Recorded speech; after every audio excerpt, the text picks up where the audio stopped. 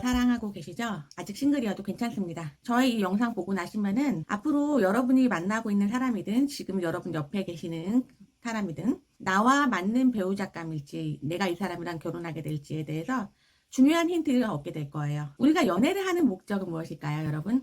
연애를 하면 굉장히 즐겁죠. 사랑을 한다는 건 굉장히 행복한 일이에요. 결국은 나와 평생을 함께해서, 다시 말해서 결혼해서 함께 할 사람을 찾으려고 하는 그 과정이 아닐까 싶어요. 여러분 어떻게 생각하세요? 대부분 그런 생각 가지고 계시죠? 요즘에는 비혼주의를 선언하는 분도 많긴 하지만 결국에는 인간이라는 존재 자체가 관계를 맺어가고 사랑을 하면서 안정을 추구하기를 원해요. 그 부분이 내가 지금 누군가와 연애를 할 때 이 사람하고 결혼해도 될까? 이 사람은 배우자감일까?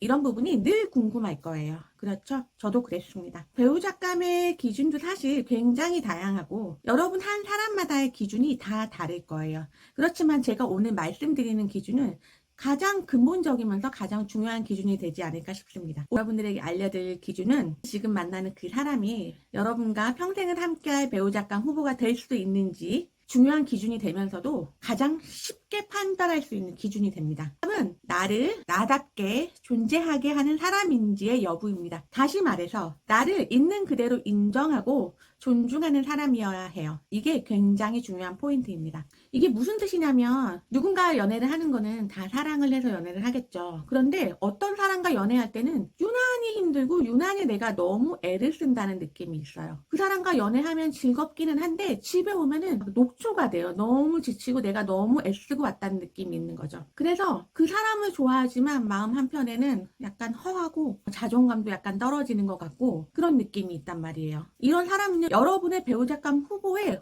올리시면 안 돼요. 후보를 뭐 3명을 뒀다고 했을 때 3명 후보에 올려서도 안 됩니다. 절대요. 후보란 게 뭐예요? 후보는 3명이 있으면은 그 중에서 고르는 거잖아요. 확정이 아닌 거예요. 근데 그 확정이 아닌 후보에조차도 올리면 안 된다는 거예요. 아셨죠? 굉장히 중요한 포인트입니다. 싱글분들 생각해보세요. 연애 때는 일주일에 몇 번 혹은 몇 시간만 만나서 나의 모습을 꾸밀 수도 있고요. 잠깐 애쓸 수도 있어요. 그런데 그 시간조차 내가 너무 힘들고 너무 지치고 자존감이 바닥이 난다면요. 그 사람과 결혼해서 최소 40에서 50년, 밤 100살의 시간을 함께 보낼 수 있을까요? 어떤 분들은 그런 분들이 계세요. 결혼에 대해서 잘 모르시는 분들이 하시는 말씀 중에는 사랑 하나면 다 되지 않을까요? 사랑도요, 우선 자기 자체 존재가 우선 인정받는다는 전제 하에서 그 다음이 사랑이에요. 내가 없어지면요, 내가 소멸되면은 사랑은 지속되지 않고요. 그거는 노예인 거죠, 여러분. 그쵸? 만약에 내가 그렇게 누군가를 만나서 사랑하는 것이 너무 힘들고 그 사람이 나한테 요구하는 게 너무 많고 이런 것도 고쳤으면 좋겠고 이런 점이 싫고 나를 너무 힘들게 하는 사람인데 너무 사랑해서 결혼했다면 1, 2년은 버틸 수 있을 거예요. 제가 볼 때는 그런 사랑을 하셨던 분들이라면은 3년 버티면은 정말 길게 버틴 거예요. 그리고 그 이후에는 어떤 얘기가 나오냐면 서로 결혼 전에는 안 그랬는데 결혼하고 변했다. 서로 비난의 화살이 이렇게 오고 가는 거죠. 내가 비난 먼저 시작했으면 상대 비난 당연히 돌아오죠. 비난의 화살은 주고받을 수밖에 없어요. 그렇게 되면 당연히 여러분의 결혼은 불행하게 될 수밖에 없습니다.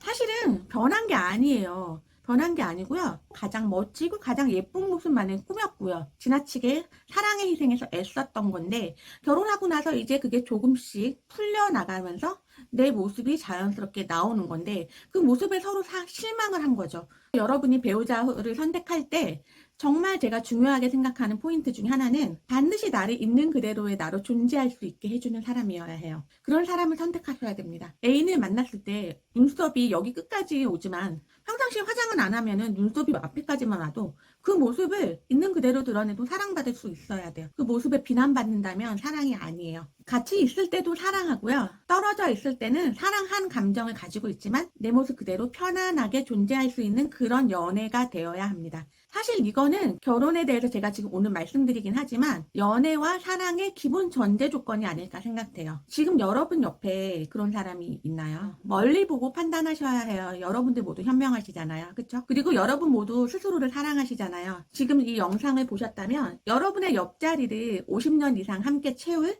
사람의 기본 전제 조건을 다시 한번 생각해 보세요.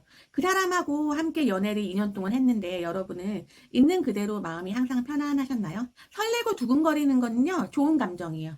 그런 감정 말고요. 힘들다. 내가 너무 애쓰고 너무 노력해야 되고 너무 바꿔야 하고 나는 이게 내 모습이 아닌데 그 사람한테 잘 보이려고 너무 애쓰는 게 힘들어. 사실 이건 내 모습은 아닌데 이런 생각이 드시진 않았나요? 그 사람은요, 여러분을 있는 그대로 존중하고 사랑해주는 사람이어야 해요. 여러분은 애쓰지 않아도 충분히 사랑받으셔야 합니다. 그리고 그런 사람은 세상에 반드시 존재해요. 내가 생각했을 때, 나 정말 너무 매력이 없어. 이 사람 아니면은 내가 누구를 사랑할 수 있겠어? 이 정도로 자존감이 부족한 분들이어도 그래도 내 짝은 어디엔가 있습니다. 그럼 확신을 가지고 사세요. 오늘 영상 굉장히 중요한 얘기 했습니다. 메시지는 굉장히 단순하죠.